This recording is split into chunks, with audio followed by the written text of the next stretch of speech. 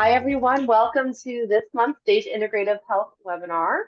I am really happy to be here with Rachel Alvarado. Rachel is our health coach, nutritionist, and weight loss expert that has come into the clinic this year. We're really excited to have her on board. And Rachel's to give us some really good tips for weight loss. And we're going to talk a little bit about some things that you can keep in mind, some dietary things, behavioral, lifestyle. So I'm going to turn it over to Rachel and let her take it away. Please just remember to keep your phones muted. We are expecting a little bit of a larger group today, so we're going to take most of our Q&A via the chat. So Rachel, it's all you. All right. Well, thank you so much, Dr. Romig. I am so happy to be here. And I am so happy to be talking about weight loss because that is what I focus on. So today I'm just going to be talking about the basics, the fundamentals about weight loss. And I think that one of the most important things to understand about weight loss is that it is a really dynamic process. So what we eat is important, our mindset around food is important, and also when we eat is important.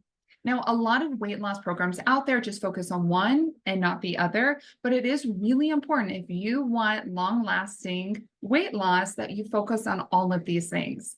So, for example, a lot of weight loss programs, they focus on what to eat, but unless you're also addressing emotional eating, then you're not going to have that sustained weight loss because a lot of us know, okay, we should eat more fruits and vegetables.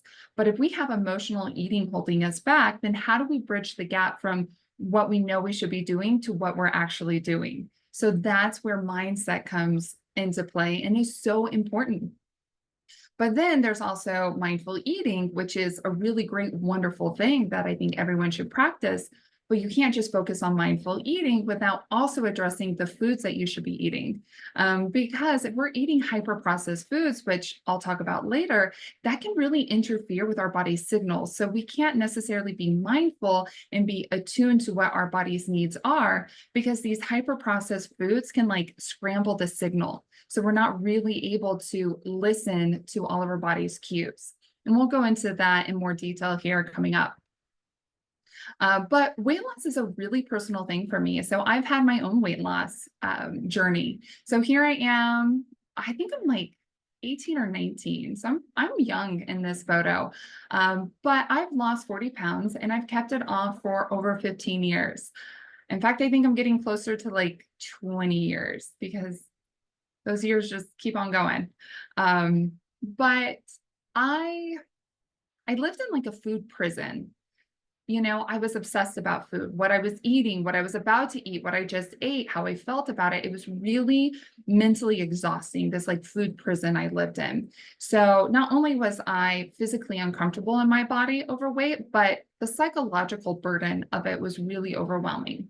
So when I changed my diet, I improved my health and I gained energy, but then I also felt this like freedom. And I ended up gaining this much more joyful life. And so that's what weight loss should be. It should be losing weight, but gaining more joy because we have this amazing body that is our instrument for living life. And so, you know, that's the root reason why we want to lose weight is so that we feel our best, so that we can live our best. And breaking free of that food prison, I mean, it was so life-changing. So that's why I got my master's in nutrition, became a CNS and a health coach, because I really just wanted to like, you know, yell about it from the rooftops. Like, if I can do it, you guys can do it. And help people just feel better in their bodies. So let's go ahead and jump into it. So what to eat? So I love this quote by Michael Pollan, and it's from his book, In the Defense of Food. He says, eat food, not too much, mostly plants. And I mean, that just sums it up perfectly. So that's what we want. So he says, eat food. What he's talking about here is whole natural foods. So in the book, he does distinguish between food and food-like substances. So food-like substances are going to be your like hyper-processed foods. So he wants you to eat food. So food is information, and it gives us the raw materials that our body needs in order to function. So when we're able to eat these whole natural foods, we're getting the raw material it needs, we're getting the information it needs. And so then we are able to be more in tune with our body and understand our body's needs. And that helps us not eat too much. Additionally, these whole natural foods are packed with lots of fiber. So it becomes like physically difficult to overeat when we're eating a lot of whole natural foods. Still possible, but more challenging. And then, of course, mostly plants. And I don't think that's new to anyone here. We want to eat fruits and vegetables. It's really important for our bodies. Okay, so you might be asking about these hyper-processed foods and how do you know if something's hyper-processed? So a question I think is great to ask is, does it rot? Very simple, but we want to eat foods that decompose. If our foods can last for years and years and years and stay the same and never rot, then we need to be suspect of that food. That food is probably hyper-processed. And the problem with hyper-processed foods is that, well, they promote food addiction. A lot of people don't really talk about food addiction, but it is a real thing. And the makers of these hyper-processed foods know all about food addiction because they know exactly what they're doing. They dial up the sodium or the fat or the sugar just so that it's like hijacking your brain and it's making you want more. At the same time, you're getting this big dopamine release. I mean, it's more complicated than just dopamine. There's a lot of different brain chemicals at play here, but for intensive purposes, we will just call it dopamine. So we get this big dopamine release, and that makes us feel relaxed. Sometimes that's what really leads to emotional eating because let's say we're really stressed, we have a candy bar, we get that little dopamine hit, feels good, kids are screaming, have a cookie, dopamine hit, and that can really create this vicious cycle that can really lead to some of these food addictions.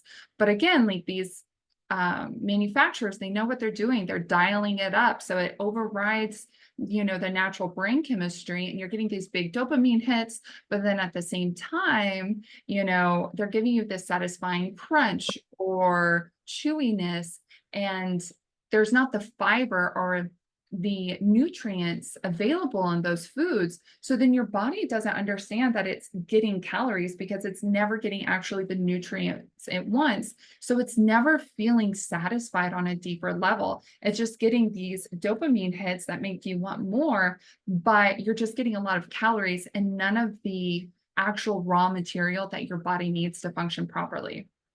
So, like I said, it's lacking all these vital nutrients. And it doesn't have this fiber. So then that can really promote blood sugar dysregulation. And that can make you feel really tired. When your blood sugar gets wonky, that makes you want to eat more. It creates more of these cravings. And it also makes your energy completely drop so that you feel like you have to eat more. And so it really becomes this spiral that makes us feel really out of control or controlled by food. So how do we break away from that? So what we want to do is we want to focus on slow foods. So slow foods are going to be the foods that are high in fiber and micronutrients. And these foods are very slowly absorbed. Their energy is slowly absorbed because our body has to unwrap all the fiber and there's all this good micronutrients in there. And so it slows the whole absorption process. So that means insulin is slowed down. It keeps our body from having these big spikes of insulin. And that is really key for weight loss. Keeping your insulin levels down is so important. In fact, we're going to talk a lot about it here. So let's talk about the importance of keeping insulin low. So we might be familiar with insulin, the hormone, talking about diabetes. But diabetic or not, insulin is incredibly important for weight loss. And so here's why. Let me tell you a little story. This story is going to be, we ate a meal. When we eat that meal, the energy is absorbed into the bloodstream, just like what I was saying. Now, the energy needs to go to the cells and it needs to go to its proper place. So the little insulin workers come. So we eat, insulin, our energy is released, and then insulin comes to help us out. So insulin arrives to the scene and is like, all right, we got some work to do. What insulin does is it takes a portion right off the top and then it puts it into storage. It's going to put it into storage as glycogen in the liver and then fat into fat cells. And glycogen's like short-term storage, fat is long-term storage.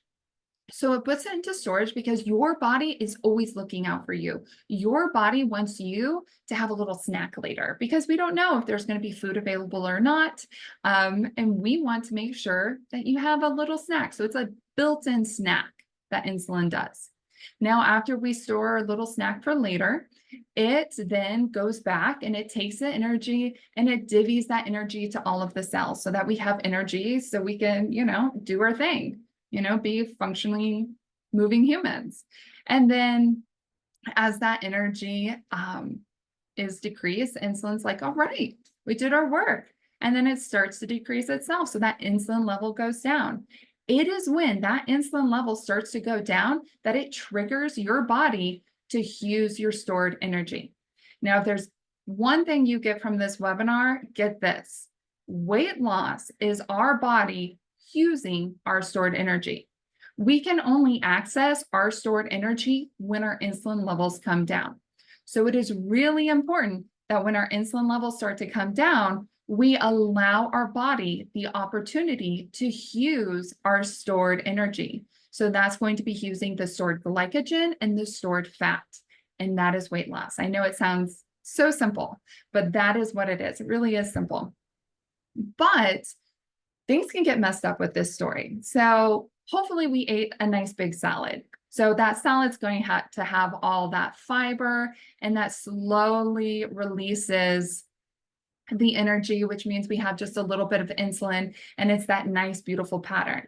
But let's say we had a candy bar or some white bread instead. What happens is that there's no fiber or micronutrients in those. And so all of a sudden that energy from the white bread or the candy bar is flooded into your body. And your body is like, oh my goodness, so much energy. And so then it sends lots of insulin. So all this insulin comes to work. So all this insulin's at work. So then what does it do? It takes a big chunk right off the top and it puts into storage because there's all this insulin working. So it's putting more into storage. And then that insulin divvies up all of the energy because so much energy is working. It's worked so efficiently and it used up all that energy. So now instead of your body having that nice slow decrease of insulin, it all of a sudden had a big drop of blood sugar. So now your blood sugar dropped, but your insulin's still there because there was so much working. And so then that can lead you to feeling hangry, I think is what a lot of people call, or some people just call it hungry, but that irritable, maybe you're shaky, maybe you get a headache, but all those like uncomfortable signs of being hungry is really like blood sugar dysregulation. And then what do? We eat again. Maybe because we're feeling tired, we have a headache, we're feeling irritable, we feel like we need to eat. So then we eat more. And a lot of times we're eating something that's going to spike our insulin up again. So instead of having this natural process where your insulin tapers off and your body starts using your stored energy, it's just constantly keeping your insulin levels up because you keep feeding it to feel better. And so that's what these hyper-processed foods are doing. And these sugary foods, it's just constantly keeping your body from being able to access that stored energy. So I know that was maybe a little technical, but I think that's really important to understand that foundation of why we want our insulin levels to come down, because that's how we access our stored energy. And that is weight loss. Okay, so we understand it's really important for us to have our insulin levels come down so we can access our stored energy. So obviously, one way to keep our insulin levels low are by eating high fiber foods. So when we eat those high fiber foods, they're slow foods and it keeps not as much insulin from coming to work.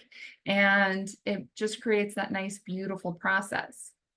We want to avoid the sugary foods because, again, that floods the body, just like in that story I was telling you. Body gets flooded, so much insulin, That makes you feel tired, fatigued. It makes you want to keep eating more and keep your insulin levels elevated.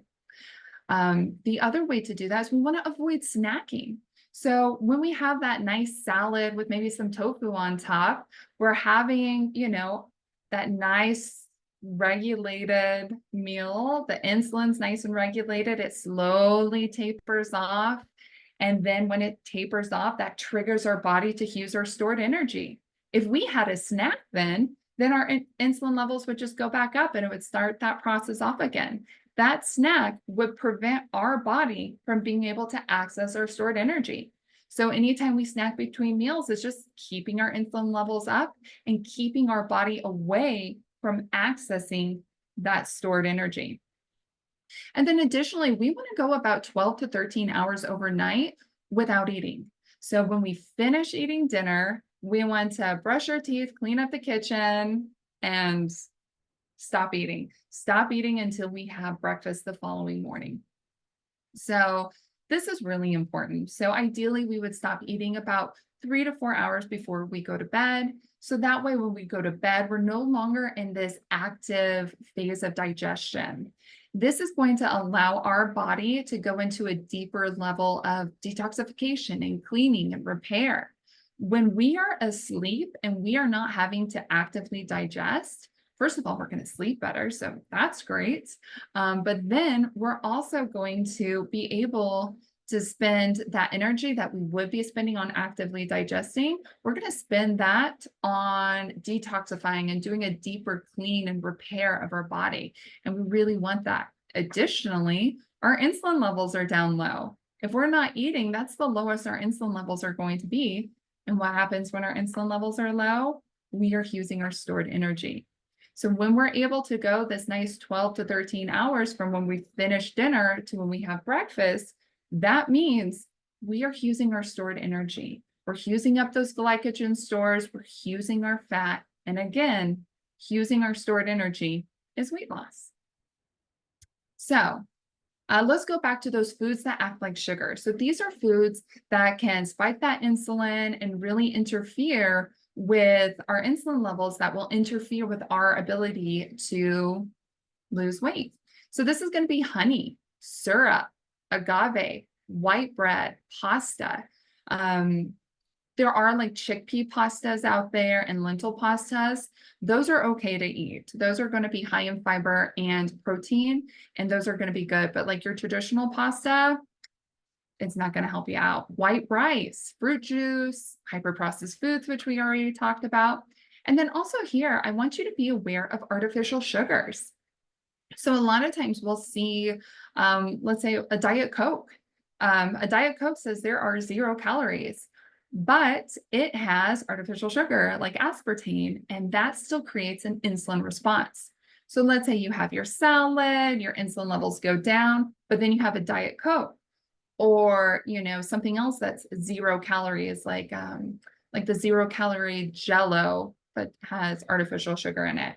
Yes, it does not have any calories, but it is still going to create an insulin response, and it is going to throw your whole system off so that you are no longer being able to access your stored energy. So just because it says 0 calories does not mean that it is going to help you on your weight loss journey. It very much could be interfering with your weight loss. So be mindful of artificial sugars. All right, so let's talk about when to eat. So we were already kind of talking about that. So we really want to have like 3 meals a day. And then we want to go 3 to 4 hours between meals. Again, no snacking. So we're going to eat our meal, we're going to get that energy, and then we're going to allow our insulin levels to go down so that we can use that built-in snack that our body has made available to us. So we're going to use that up, we're going to use that stored energy, and then we're going to have another meal. Something else that happens is that allows us to get truly hungry for our next meal. And when we're truly hungry for our next meal, we're going to enjoy it more. So I always think to myself, by not snacking, it's like a little gift to my future self so that I enjoy my meal more. And then again, of course, we want to go that 12 to 13 hours, which we already talked about, and avoid those 0 calorie foods because there's a catch. Why are they 0 calories? Usually because they're hyper processed and they're still going to create an insulin response. And then bonus points if you make your larger meal of the day lunch instead of dinner.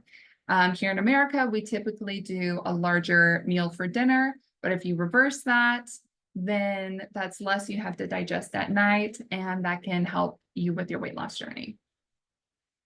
Okay, so with that being said, we do want to still be mindful. We want to slow down and we want to enjoy our food. So doing that, we don't want to eat distracted. We want to eat slowly, like I just said. And sometimes that can be really hard for people. So little tips to help eat slowly is set your fork down between bites. One thing I would do, and sometimes still do, is I'll eat with my non-dominant hand. That will slow you down. It absolutely will. And so it makes you more mindful of your bites. And it's like, okay, am I hungry yet? I mean, am I full yet? Am I satisfied, or am I still hungry?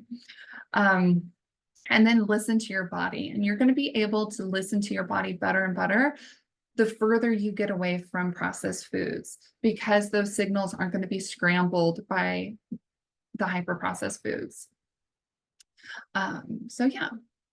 Another thing to do if you're kind of choosing what you want to eat is think about how you're going to feel when you're done eating it. So if you're trying to decide between two options, think, okay, how will this make me feel when I'm done eating it, or 2 hours after? And how will this one make me feel? How will it make me feel emotionally and physically? And that mindfulness can help us make those good choices. But then it is beyond that. So we want to be mindful, but then we also want to go and look at some of these root causes, or, deeper reasons to why we're overeating. Are we eating to escape? If we are eating to escape, then let's build a life we don't want to escape from, right? Let's fill our life with joy. So we really want to feed our soul. We want to give our soul all these activities that we enjoy and that brings us joy, so that we're not looking for food for being our only source of joy. We're looking for food to nourish your body. So ask yourself, what activities do you like? Outside of food, what brings you joy? How can you incorporate more play and fun into your life? Other questions, I always love to go over these with my clients, is what experiences do you want to have in life? Because again, weight loss, we want to lose weight so we feel really good in our body. So why do we want to feel really good in our body? So we can experience, life to the fullest. So we can use our instrument for enjoying ourselves, for all of these experiences. So what experiences do you want to have?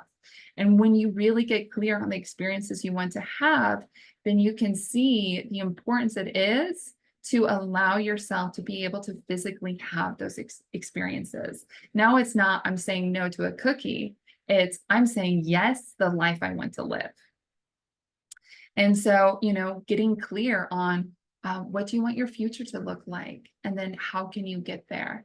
And so reflecting on those and really understanding the reason why you want to lose weight and the experiences you want to have and what you want your future to look like helps you to make those choices. It guides you. It's your North Star into making those choices that will allow you to feel well physically and emotionally, and, live the life you want.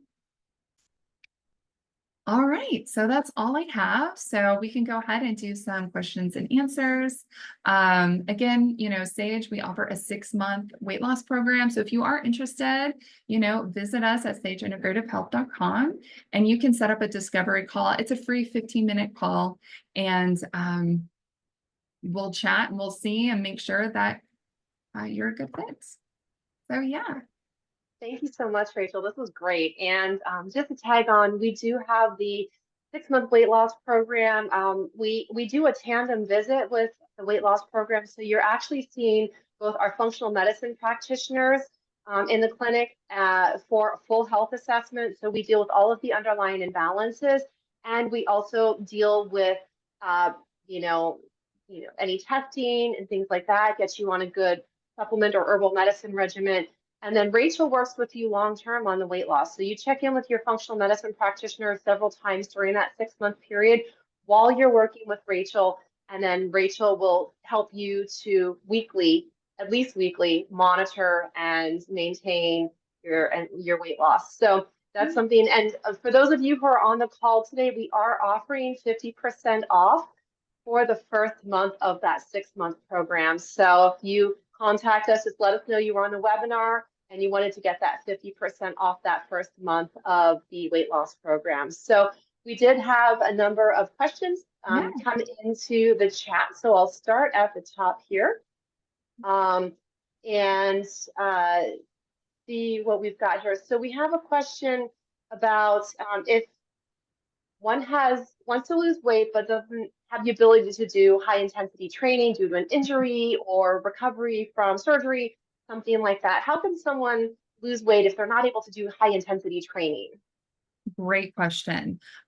So weight loss is mostly going to come from what you eat. So absolutely, we all believe that we have to exercise a lot to lose weight, but that really isn't the case. It's so much more about what you're eating, what you're putting into your body for weight loss.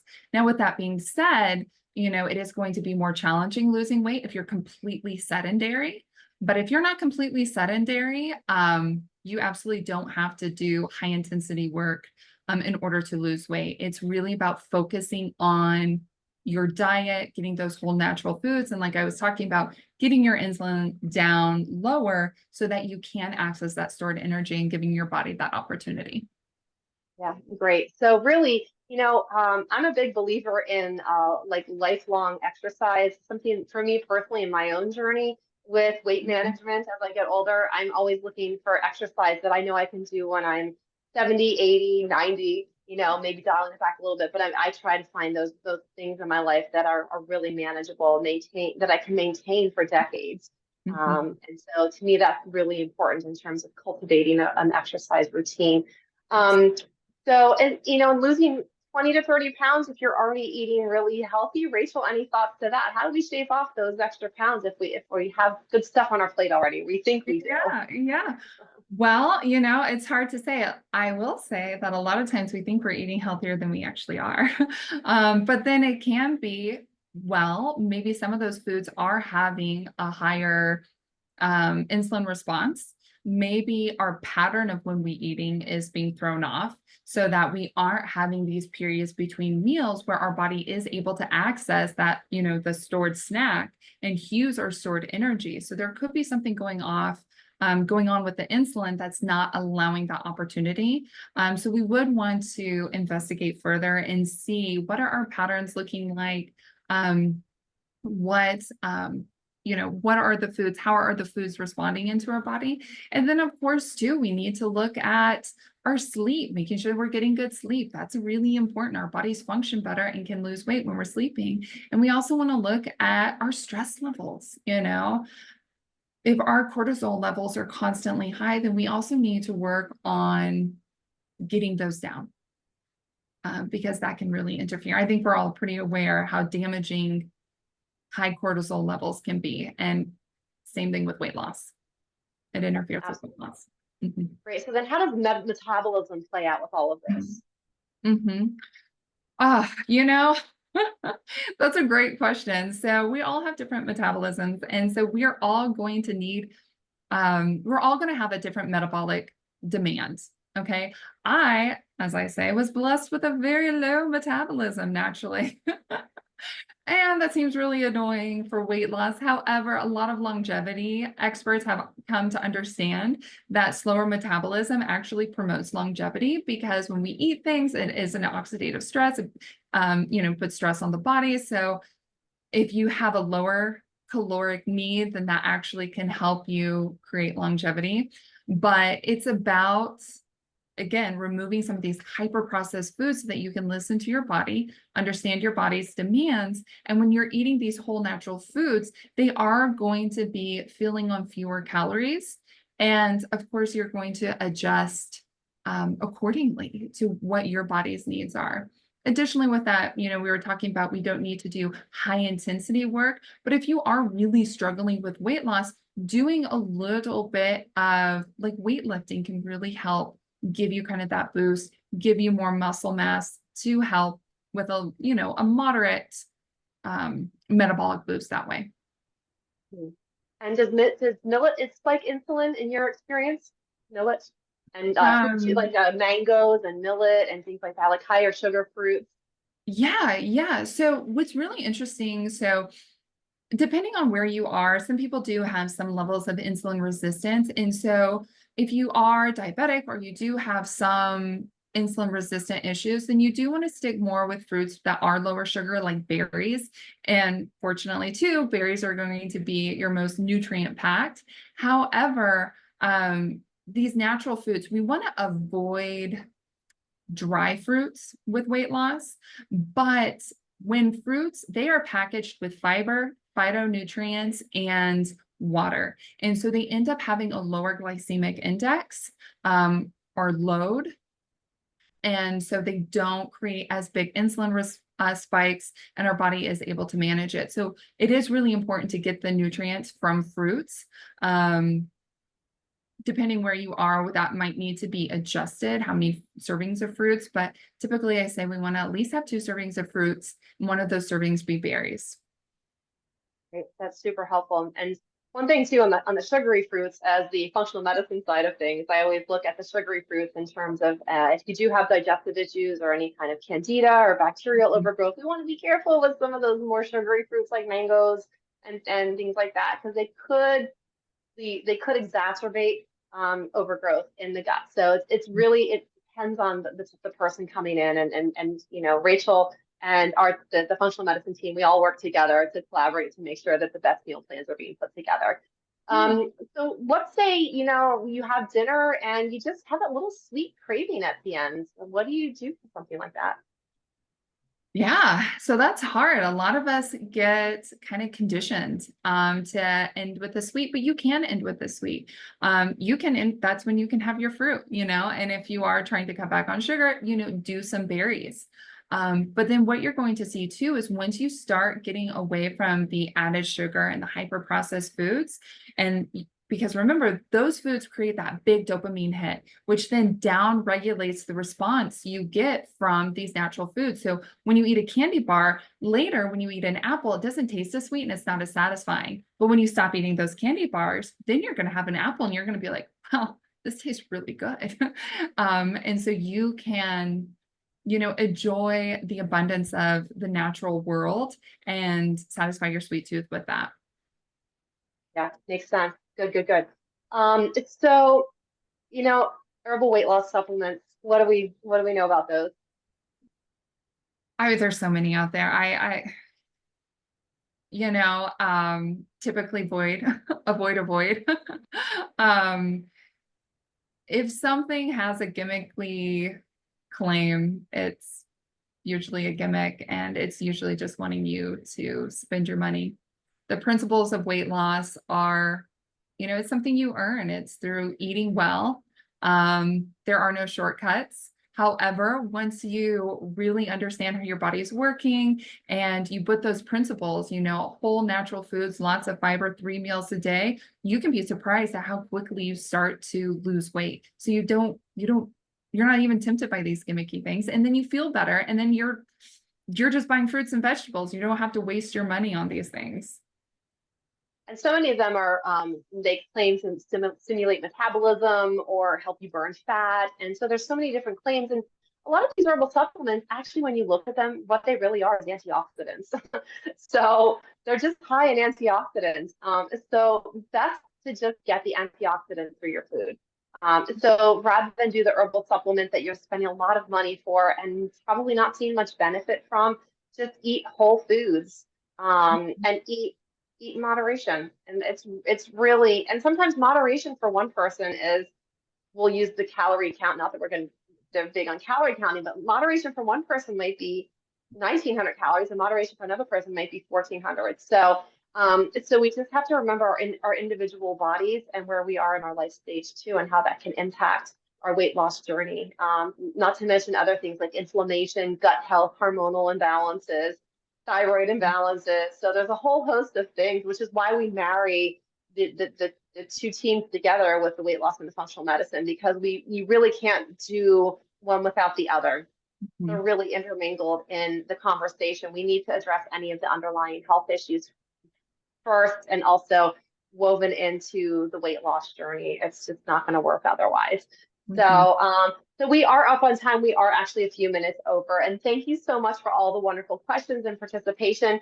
We will get this up on YouTube in a few days, but don't forget to contact us at sageintegrativehealth.com. You can schedule a 15-minute free phone consultation with Rachel or any of our practitioners.